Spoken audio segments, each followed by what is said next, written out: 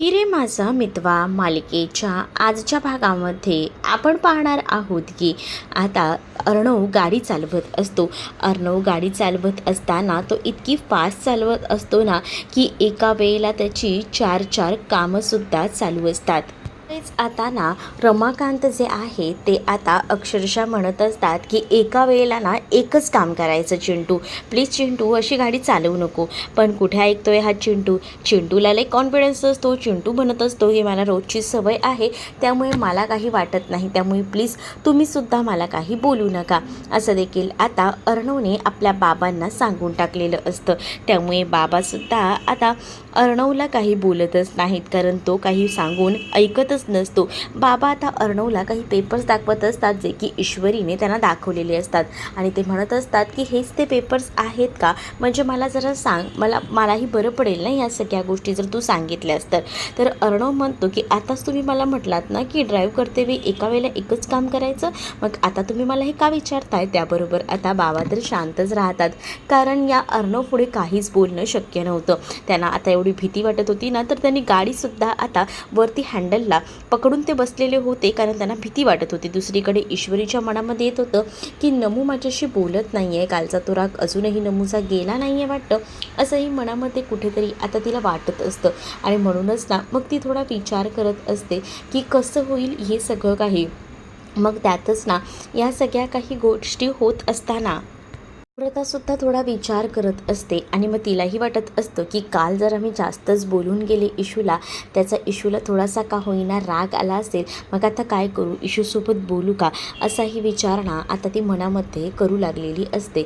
तेच आता दुसरीकडे पाहायला मिळत असतं की या सगळ्या काही गोष्टी विचारात असतानाच इकडे आता जे अर्णव आणि त्याचसोबत रमाकांत आणि आकाश हे जे आहे ते एका वकिलाची भेट घ्यायला गेलेले असतात.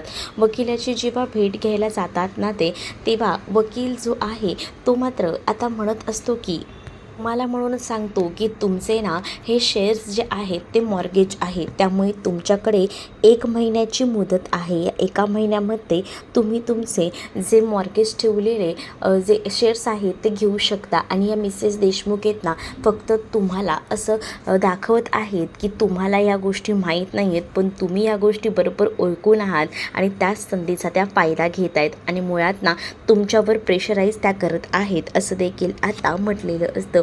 जेव्हा आता या सगळ्या काही गोष्टी सांगितल्या जातात तेव्हा मात्र आता अर्णव जो आहे तो खूप जास्त डिप्रेशनमध्ये असतो, कारण त्याला कळत नसतं की कसं ह्या सगळ्यावर सोल्युशन काढायचं. त्याला आता कळत नसतं. तेच आता वकील बोलत असताना एक केस आठवते जी की 20 वर्षापूर्वी रमाकांतसोबतसुद्धा असंच काहीचं झालं होतं. मग रमाकांत ते सगळं आठवून ना सांगत असतात, पण तेव्हाच ना अर्णवमध्ये थांबवतो आणि अर्णव म्हणत असतो मग आपल्याला काय करता येईल. मग तेव्हाच ना वकील म्हणतात की 1 महिना आहे आपल्याकडे, या 1 महिन्यामध्ये आपल्याला ते आपले शेअर्स जे आहेत ते पुन्हा मिळवता येतील. यासाठी आपल्याला लीगल नोटीस वगैरे सगळं काही करता येईल. आणि एवढं लक्षात ठेवा, ती जरी काही बोलली तरी तिच्या कोणत्याही दबावाखाली येऊ नका, कारण या सगळ्या गोष्टी तर दबावाखाली येऊन गेल्या तर काहीच काम होणार नाही असं देखील आता म्हटलेलं असतं. अर्णवला आता त्यांच्या ह्या सगळ्या काही गोष्टी ज्या आहेत त्या पटलेल्या असतात, त्यामुळे अर्णव आता त्यांच्याकडे बघत असतो. रमाकांतने सुद्धा या सगळ्या गोष्टी अगदीच ना व्यवस्थित काळजीपूर्वक ऐकलेल्या असतात, त्यामुळे रमाकांतसुद्धा आता एकदमच ना टेन्शन फ्री असतात, कारण त्यांना माहिती आहे की आता या सौदामिनीला कसं पायाखाली तुडवायचं ते हे बरोबर आता ते ओळखून होते.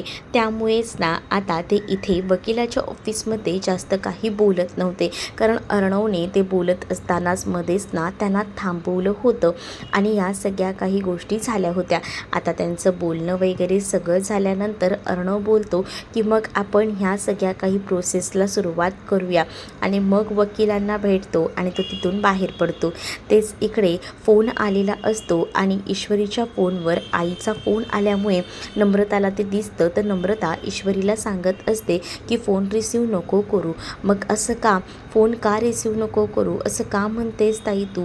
अगं करते ना फोन रिसीव, काय चाललंय ते तरी बघू दे, म्हणजे नेमकं काय घडतंय ते. मग तेव्हाच ना अगं नको, आईला हे माहीत नाही आहे आणि आईला कळलं तर आईला आत्ता का उत्तर द्यावी ना माहीत नाही आहेत, त्यामुळे प्लीज प्लीज नको उचलू कॉल असं देखील आता ती इशूला सांगत असते. मग इशू ही ऐकते आणि मग इशू ना आईचा फोन आलेला कट करते आणि ती नम्रताचं ऐकून आता शांत बसते.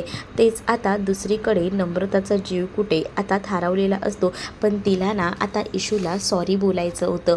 कालचं जे काही प्रकरण झालं होतं त्यावरून आता तिला असं वाटत होतं की एकदाचं आपण सॉरी बोलून टाकावं आणि म्हणूनच मग आता ती सॉरी बोलायला सुरुवात करत असते आणि ती म्हणत असते की काल माझ्याकडनं रागाच्या भरात खूप काही बोललं गेलं, त्यासाठी खरंच मनापासून सॉरी इशू. तुला राग आला असेल मला मान्य आहे, पण मी काय करू. पण तेव्हाच ना इशूलाही बरं वाटतं. इशूही तिला म्हणत असते की माझंही चुकलं, मी तुला समजून घेतलं नाही. त्याच वेळेला इकडे अर्णव जो आहे त्या वकिलांच्या ऑफिसमधून बाहेर पडतो आणि आता त्याच्या ऑफिसला जायला निघत असतो. त्यावर आता रमाकांतसुद्धा त्याच्या मागोमाग निघतात. रमाकांतसोबत तो जास्त काही बोलत नसतो, बोलणं टाळत असतो. रमाकांतला असं झालेलं असतं की कधी एकदा चिंटू त्यांच्याशी बोलतोय, कारण ज्या काही गोष्टी आहेत बिझनेसमधल्या त्या बऱ्याच गोष्टी ज्या आहेत त्या रमाकांतलासुद्धा माहिती होत्या. पण अर्णव त्यांच्यासमोर आता त्यांना काहीच पुढे बोलू देत नव्हता, कारण त्याला असं वाटत होतं की ह्यांना आपण का बोलू द्यायचं, कारण हा आपला बिझनेस आहे आणि ह्यांना आपल्या बिझनेसमध्ये जास्त घ्यायचं नाही असं काहीचं त्यांचं ठरत होतं. म्हणून आता अर्णव जो आहे तो एकटाच तिकडनं निघून जातो. त्यानंतर अर्णव आपल्या ऑफिसमध्ये येतो, आपल्या केबिनमध्ये जाऊन बसतो. तेच आता अर्णवच्या पाठोपाठ त्याचे बाबा रमाकांतसुद्धा ऑफिसमध्ये आलेले असतात आणि एवढं मोठं ऑफिस अर्णवने एकट्याने उभं केले. खूपच छान. अर्णवने एवढी सगळी प्रोग्रेस केली हे बघून त्यांचे डोळे आता पाणावलेले असतात, कारण त्यांना आता माहिती नव्हतं की त्यांचा मुलगा एवढं काहीतरी यशस्वी काम करून बसला असेल. पण हे खरंच खूप भारी काम त्यांनी केलेलं असतं आणि त्यामुळेच ना आता अर्णवचं कौतुक ते करत असतात. अर्णवला म्हणत असतात की आज एवढं सगळं तुला स्वतःच्या पायावर उभं झालेलं पाहिल्यासाठी तुझी आई हवी होती. तुझी जर आई असली असती ना तर आज ती खूप जास्त आनंदात असली असती, असंही आता इकडे रमाकांत बोलत असतात. त्यावर अर्णव आता शांतच असतो. तर दुसरीकडे मात्र आता पाहायला मिळत असतं की अर्णवचं कौतुक तर ना त्यांना खूप असतं, कारण अर्णवने खूप कमी वयामध्ये एवढं मोठं साम्राज्य उभं केलं होतं आणि हे साम्राज्य त्याने उभं केलं होतं, त्यामुळे ते त्याचं कौतुक करत होते. तेवढ्यातच तिकडे आता एक पिऊन आलेला असतो आणि अर्णवसाठी ब्लॅक कॉफी आणि त्याचसोबत रमाकांतसाठी चहा आणलेला असतो. रमाकांतला चहा वगैरे दिला जातो आणि तेव्हाच ना रमाकांत त्यांना विचारत असतात की इथे मस्टर्ड कुठे आहेत अटेंडन्सचे. तेव्हाच तो जो पिऊन आहे तो अर्णवकडे बघतो, तर अर्णव त्या पिऊनला सांगतो की तू गेलास तरीही चालेल. त्याबरोबर तो पिऊन तिकडनं निघून जातो. तर अर्णव जो आहे तो त्याच्या वडिलांना सांगतो इथे आता सगळं बायोमॅट्रिक आहे, आता ह्या तुमचा जमाना राहिलेला नाही आहे, हा आता आमचा जमाना आहे. त्यामुळे आमच्या जमान्यात जशी कामं चालतात ना तशीच आहेत सगळी काही, असंही आता म्हटलं जातं. तेव्हाच दुसरीकडे आता पाहायला मिळत असतं की तिकडे सौदामिनी आलेली असते आणि ती न विचारता डायरेक्ट थेट केबिनमध्ये येते आणि जेव्हा ती येते तिच्या मागोमाग आकाश शिर्केसुद्धा येतात. शिर्के म्हणत असतात की मी त्यांना सांगत होतो जाऊ नका, पण त्या ऐकल्या नाहीत. मग आता अर्णवही चिडलेला असतो. अर्णव त्याला म्हणत असतो की तुमची हिंमत कशी झाली मला न विचारता माझ्या ऑफिसमध्येच माझ्या कॅबिनमध्ये यायची. त्यावर मी सुद्धा यांची 60% शेअर्स आहेत माझ्या नावावर, त्यामुळे मी सुद्धा ह्या कंपनीची मालकीण आहे. त्यामुळे मला सांगावं लागणार नाही आहे की कधी कुठे यायचं ते, समजलं ना. आणि मला जरा तुझ्याशी बोलायचंच होतं म्हणून मी आले होते. तेव्हाच ना इकडे आता अर्णवचे बाबा रमाकांत हे सौदामिनीच्या समोर उभे राहतात आणि म्हणत असतात की मला ह्या सगळ्या गोष्टी माहीत आहेत, त्यामुळे उगाच आहेत ना 60% शेअर्स तुमच्याकडे आहेत या आविर्भावात कुठेही हक्क गाजवायला जाऊ नका, कारण ही कंपनी जी आहे ती अर्णवची आहे. मग तुम्ही कोण मध्ये बोलणारे अच्छा तुम्ही का ते रमाकांत राजशिर्के वाटतं, तुमच्याकडे बघून मला आता जाणवतं आहे. पण मी तर लावण्याकडनं ऐकलं होतं की तुम्हाला तुमचा मुलगा काही किंमत देत नाही, मानत नाही, मग तुम्ही ते ऑफिसमध्ये काय करताय. आणि मुळात आहे ना मी तुमच्याशी बोलायला आले नाही आहे, मी या अर्णव राजशिर्के हिच्याशी बोलायला आलेली आहे असं देखील आता म्हटलं जातं. अर्णवशी बोलायला आलेलं आहे हे सांगितल्यानंतरच ना रमाकांतना राग येत असतो तरीसुद्धा रमाकांत जे आहे ते शांत असतात. रमाकांत आता शांत असतानाच अर्णव आता त्यांना बोलत असतो की बघा मिसेस देशमुख, हा आमचा फॅमिली मॅटर आहे, त्यामुळे तुम्ही हा फॅमिली मॅटरचा इश्यू ना इतका जास्त करू नका. मी तुम्हाला पहिल्यांदाच सांगतो आणि जे काही बोलायचं आहे ना ते थेट बोला, असंही आता सौदामिनीला अर्णव बोलतो आणि आपल्या वडिलांची बाजू सावरून घेतो. कारण त्यालाही असं वाटत असतं की आपल्या वडिलांबद्दल कोणीही काही बोलायला नको आणि बाहेरच्या व्यक्तीने तर नाहीच नाही. म्हणूनच अर्णवने आता चांगलं सौदामिनीला सुनावलेलं असतं. सौदामिनी आता ज्या भाषेमध्ये बोलत असते ना तेव्हा आता रमाकांत तिला म्हणत असतात की एक गोष्ट लक्षात ठेवा, तुम्हाला काय वाटतं आम्हाला यातल्या काही गोष्टी कळत नाहीत का? आम्हाला सगळं माहिती आहे. तुम्ही जे काही शेअर्स घेतले आहेत ना त्या 60% ते शेअर्स फक्त तुम्ही मॉर्गेज केलेले आहेत. त्यामुळे तुम्हाला असं वाटत असेल की ह्या सगळ्यामध्ये तुम्ही आमच्यावर बर्डन आणाल, प्रेशर आणाल, तर तसा हा तुमचा गैरसमज आहे. जर पुन्हा कोणत्याही ह्या सगळ्यामध्ये आम्हाला प्रेशराईज करण्याचा प्रयत्न केलात ना तर लक्षात ठेवा, तुम्हाला फक्त या सगळ्याच गोष्टी दिसत आहेत ना. पण एक गोष्ट तुम्हाला सांगतो की आमच्याकडे बाकी देखील कंपन्याच आहेत, म्हणजेच ईश्वरी फॅब्रिक, अंजली, आकाश, या बाकी इतर कंपन्या आहेत, त्यांचाही आमचा टर्नओव्हर ना बराच आहे. या सगळ्या गोष्टी तुमच्या लक्षात नसतील पण मी तुम्हाला सांगतो आहे, या सगळ्या टर्नओव्हरचा जो काही फायदा असेल ते सगळा इनपुट आहे ना मी इकडे टाकेन आणि ते मॉर्गेज आहे ना ते शेअर सोडवू नाही शकेन. पण मी थोडा थांबलो आहे कारण मला ना या सगळ्या काही गोष्टी योग्य त्या पद्धतीने करायच्यात, असं रमाकांत आता बोलत असतात. रमाकांत जेव्हा हे सगळं काही बोलत असतात तेव्हा अर्णव शांत असतो. अर्णव काहीच बोलत नाही. अर्णव शांत राहून सगळ्या काही गोष्टी ऐकून घेत असतो आणि जेव्हा या सगळ्या काही गोष्टी ऐकतो ना तेव्हा मात्र सौदामिनीचं तोंड बंद झालेलं असतं. कारण एकदम परफेक्टली शिकवलेली असते आणि परफेक्टली एवढं सगळं काही जे रमाकांत बोलतात तेव्हा तिला रमाकांत हेही सांगतात, जर पुन्हा येऊन जर इथे आम्हाला प्रेशराईज करायचा प्रयत्न केला तर लक्षात ठेवा आम्ही तुम्हाला कोर्टातही खेचू शकतो आणि पुन्हा पोलिसातसुद्धा देऊ शकतो. त्यामुळे परत इथे तोंड उघडायचा प्रयत्न करू नका, हे देखील आता सांगितलेलं असतं. कारण आता रमाकांत राजेशिर्के यांना परफेक्ट चाली माहिती होत्या,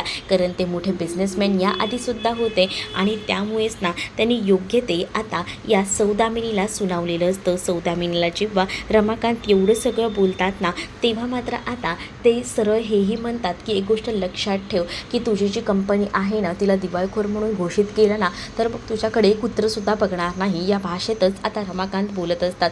कारण रमाकांत ना या बिझनेसमध्ये खूप जास्त एक्सपिरियन्स होता आणि त्याच एक्सपिरियन्सच्या जोरावर ते सौदामिनीला चांगलंच आता सुनावत होते. सौदामिनीची बोलती मात्र आता बंद झालेली होती. तिला असं वाटत होतं या अर्णवला आपण चांगलंच पायदळी तुडवू शकतो, पण तिचा हा गोड गैरसमज होता. कारण तो गोड गैरसमज तिचा आता मात्र रमाकांत यांनी घालून टाकलेला होता. एवढं सगळं सुनावल्यानंतर रमाकांतने तिला सांगितलेलं असतं की तुमचं झालं असेल तर तुम्ही निघू शकता आणि जो काही गैरसमज आहे तो दूर झाला ना असंही आता म्हणतात. त्यावर आता ती जी सौदामिनी आहे ती भयंकर अशी चिडलेली असते. तिचा राग जो आहे तो आता अनावर झालेला असतो. तिला कळत नसतं की काय बोलावं आणि काय नाही ते, आणि त्यामुळेच ना ती प्रचंड अशी भडकलेली असते.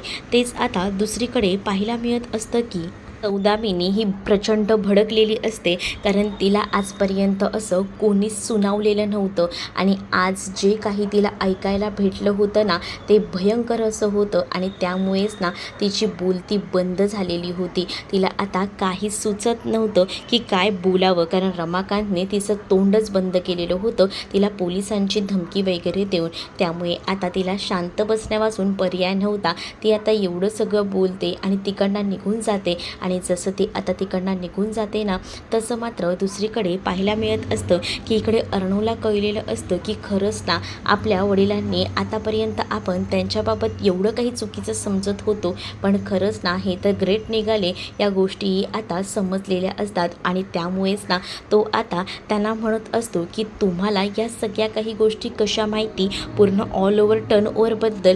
तेव्हाच ना अर्णवला ते काहीच उत्तर देत नाही, कारण अर्णवपेक्षा ना जास्त जास्त एक्सपिरियन्स त्यांना होता आणि त्यामुळेच ना त्या सगळ्या ज्या काही गोष्टी आहेत त्या सगळ्या त्यांनी बोलून दाखवलेल्या होत्या.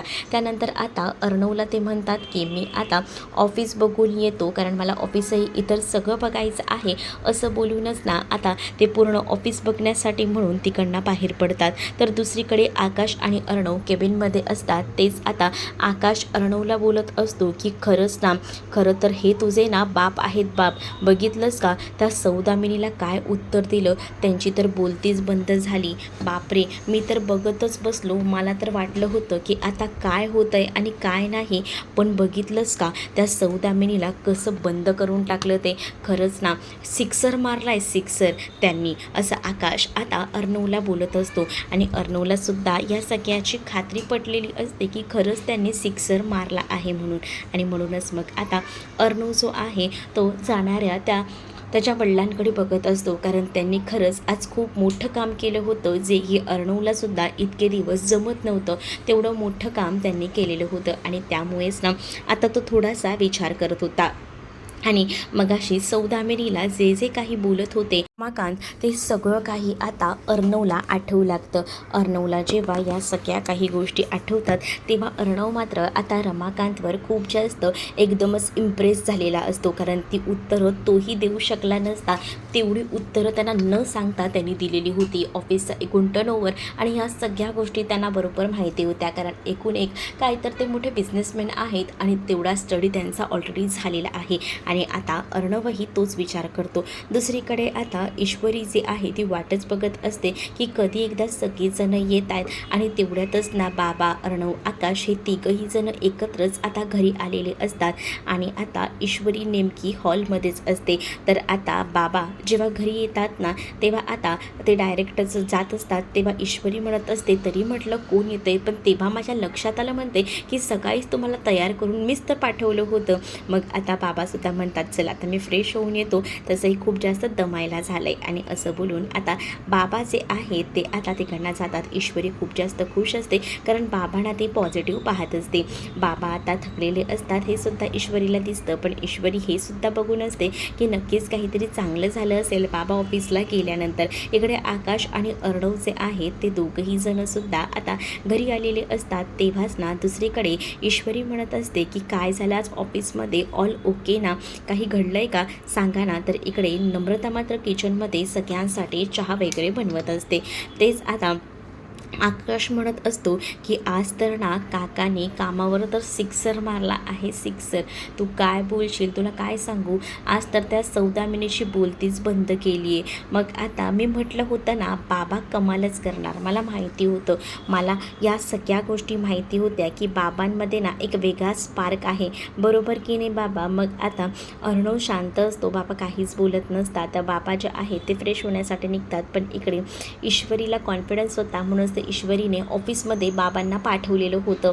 त्यानंतर आता इकडे अर्णव जो आहे तो बसलेलाच असतो. तर अर्णवला ईश्वरी मुद्दामून म्हणत असते की मी तुम्हाला म्हटलं होतं बाबा सिक्सर मारणार, हे मला माहिती होतं, पण तुम्हालाच बाबांना कामावर न्यायचं नव्हतं. बघितलं ना, आज बाबांची गरज तुम्हालाच लागली ना, असं बोलून मुद्दामून ती चिडवत असते. मग तुमच्या तोंडून मला ऐकायचं आहे, काय झालं, बाबाने सिक्सर खरंच मारला का. आता अर्णव म्हणतो ह्याने सांगितलं आहे ना, मग अजून माझ्या तोंडून काय ऐकायचं आहे. मग आता त्या दोघांचे असे टॉम अँड जेरीचे भांडणं होत असतात. तेच आता आकाश थांबवतो. आकाश आता ईश्वरीला म्हणतो की आज खरंच ना कामाचा प्रेशर खूप जास्त होता, पण मला ना ईश्वरी तुझ्या हातचा मस्त असा चहा हवा आहे, प्लीज मला जरा चहा देतेस का. मग आता ईश्वरी म्हणत असते की हो आकाश भाऊजी, तुमच्यासाठी बेस्ट असा मस्त अद्रक टाकून चहा बनवते मी, असंही आता ईश्वरी आकाशला बोलत असते. आता अर्णवसोबत ना भांडून तर तिला मजा येत असते, म्हणूनच तर मग ती अर्णवच्या अंगावर नुसती ओरडत असते. त्यानंतर अर्णव म्हणत असतो की मला ब्लॅक कॉफी हवी आहे. ईश्वरी म्हणते माहिती आहे मला. मग तेव्हाच ना नम्रताने चहा वगैरे रेडी केलेला असतो. नम्रता जेव्हा चहा रेडी करत असते ना तेव्हा तिचं लक्ष असतं की ते नेमकं काय काय चाललं आहे ते, पण आकाशला ईश्वरीच्या हातचा हा चहा हवा असतो. पण नम्रता विचार करते की आपण तरीही देखील नेऊन देऊया, बघूया काय होतंय ते. माझ्या हातचा चहा घेतील ते, असा ती विचार करत असते. इकडे आकाश म्हणतो की आज ऑफिसचा दिवस खराच खूप चांगला होता. इमॅजिनसुद्धा केलं नव्हतं की इतकं सगळं काही चांगलं होईल, पण बरं झालं एका अर्थी सगळ्या काही गोष्टी ज्या आहेत त्या चांगल्या झाल्या, असंही आता म्हटलं जात असतं. तेव्हाच ना दुसरीकडे आता पाहायला मिळत असतं की आकाश हा तिथे बसलेला असताना नम्रता चहा घेऊन येते. आधी अर्णवला चहा देते. अर्णव म्हणतो की सॉरी, पण मी कॉफी घेतो. मग ईश्वरी म्हणते मी देते कॉफी. मग त्यानंतर आकाशला नम्रता चहा देते. पण आकाश म्हणतो तू चहा केला आहेस का? मला तर ईश्वरीच्या हातचा हवा होता.